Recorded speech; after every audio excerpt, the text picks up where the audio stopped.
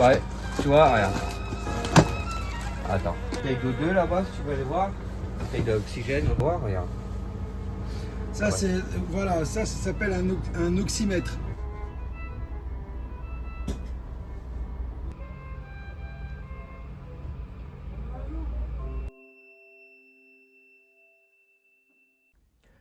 Bonjour et bienvenue dans cette série de vidéos qui vont suivre. Aujourd'hui, on se retrouve pour un petit reportage documentaire qui est d'ailleurs la première sur cette page de Conscience 2.69. Aujourd'hui, on va découvrir les métiers. Pour cette première vidéo, nous allons accompagner deux ambulanciers et vivre leur journée. Ouais, tu vois, regarde. Attends. Là, on a des compresses, du désinfectant, d'accord? Tout ce qui est nécessaire quand on prend la personne en charge. Donc là, c'est notre matériel pour ça, c'est pour la température. Tu vois, on réimprovise le véhicule, quoi. Voilà. Tout ce que tu vois ici, c'est des kits. Tu as des kits mater pour les femmes enceintes. Tu vois, ça s'appelle un chiller. Ça, c'est une machine qui prend des valeurs. Tu es à peu près serein quand tu l'as avec toi, cette machine. Elle est précise. La plupart des ambulanciers, ils l'ont pas, ça. C'est rare. C'est très rare. Tu vois, moi, je suis à 99, donc moi, je suis parfait. D'accord? Tu vois, nous, quand on passe un bilan au SAMU, comme le rôle de l'ambulancier, c'est quoi? C'est d'être les yeux du docteur. S'il faut envoyer un SMUR pour un docteur sur place, pour si ça nécessite une urgence vitale ou pas, ou est-ce que nous, on est capable de le Donc ramener c'est à l'hôpital? vous qui effectuez en quelque sorte le premier diagnostic. C'est ça. Non, le premier diagnostic, il est fait par le SAMU au téléphone. Ok. Ça, c'est le premier diagnostic qui est fait. Quand c'est un diagnostic qui est clair et précis, le docteur peut envoyer un SMUR sur place. Problème de compréhension, des fois des problèmes, juste que c'est pas des problèmes, c'est juste que la personne décrit ses symptômes, elle les décrit mal. Tu vois, donc le docteur, il peut pas faire un diagnostic clair. Tu vois ce que je veux dire? Non seulement parce qu'il comprend mal ou autre chose. Donc à ce moment-là, il envoie les pompiers ou les ambulanciers. Donc nous, on arrive sur place. Nous, système D, tu sais, on est sur place, on voit le patient, on sait s'il tire, on sait s'il nous fait un infarctus du myocarde, on sait s'il nous fait un AVC, on sait tout parce qu'on est formé pour ça. Donc on arrive sur place, on prend des constantes, etc. On passe un bilan, on l'envoie au SAMU, le docteur vérifie notre bilan, lui peut faire son diagnostic, et de là, on sait ce qu'on fait.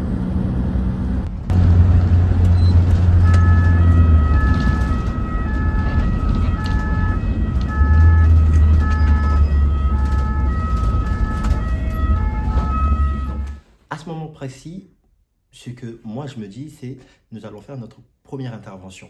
À l'idée que on avait sur les ambulances et les ambulanciers, j'allais voir que c'est complètement l'inverse.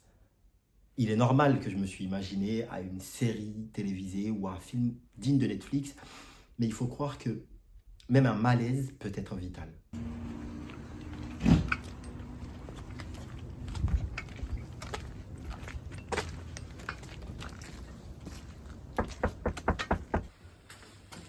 Assis-toi. Ça sent le gaz, ah bon? Mais non, là c'est pas ouvert. Oméprazole. Le métrazole, je crois, D'accord. c'est ça. D'accord.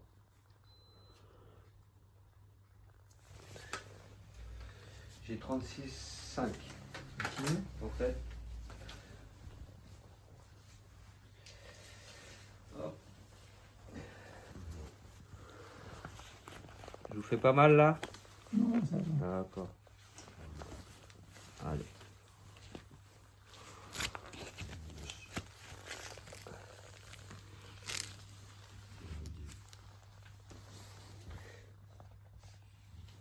J'ai un BPM à 74. Ok. Salut, bonjour, c'est Flamand, j'espère que vous allez bien. Ça va et toi? Nickel, je te remercie, collègue. Je suis avec monsieur à Louvre, s'il te plaît. Ouais, dis-moi, je t'écoute. Voilà.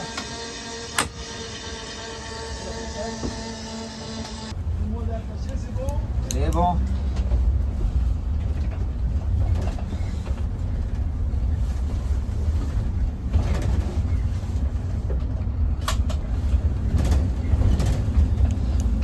Quand vous récupérez un patient une fois en intervention, Ouais, il y a toujours quelqu'un derrière avec lui. tout le temps. Il est jamais tout seul. Tout le temps, tout le temps.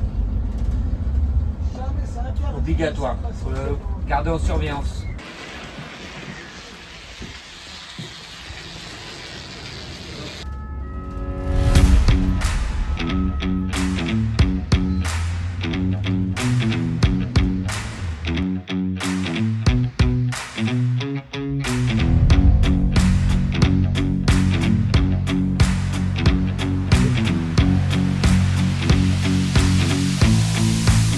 Donc je me dis, non, pardon. Je me dis, il a arrêté de manger, il a perdu du sang, il refuse de prendre son traitement. Pour moi, c'est une anecdote. Pour eux, c'est un vendredi. Donc 800 mètres. là, on repart pour une Personne blessée à domicile. personne blessée à domicile. Voilà, du tombé. D'accord.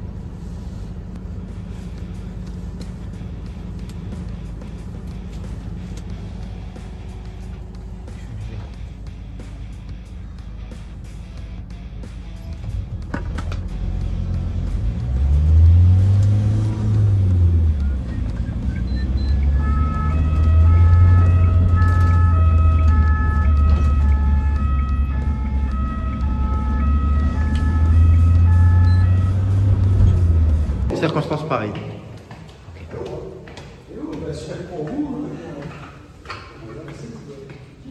Bonjour. Bonjour. Bonjour madame.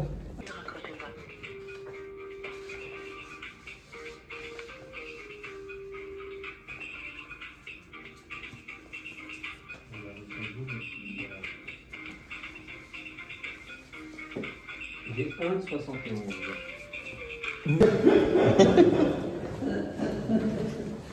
Courage, d'accord?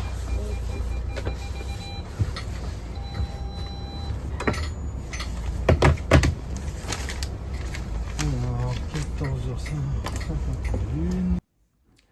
Dites-vous que, à ce moment précis, je me suis dit, en fait, non. Pour être ambulancier, il ne suffit pas juste d'avoir le permis. Il y a des études à faire, oui.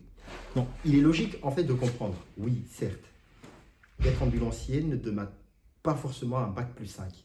Mais être ambulancier demande de la vigilance, de la concentration, de la réaction et surtout, de la confiance en soi. Bien. On va dans un centre de formation pour ambulancier. Après, s'il veut devenir ambulancier auxiliaire ou il veut devenir ambulancier DEA, c'est deux choses différentes. L'ambulancier auxiliaire, il va durer 2 à 3 mois. L'ambulancier DEA, c'est plus complet. Et ce que je recommande, c'est de passer directement ambulancier DEA. Parce qu'en passant directement ambulancier DEA, tu as acquis déjà le diplôme d'auxiliaire. D'accord. Donc, c'est pas compliqué.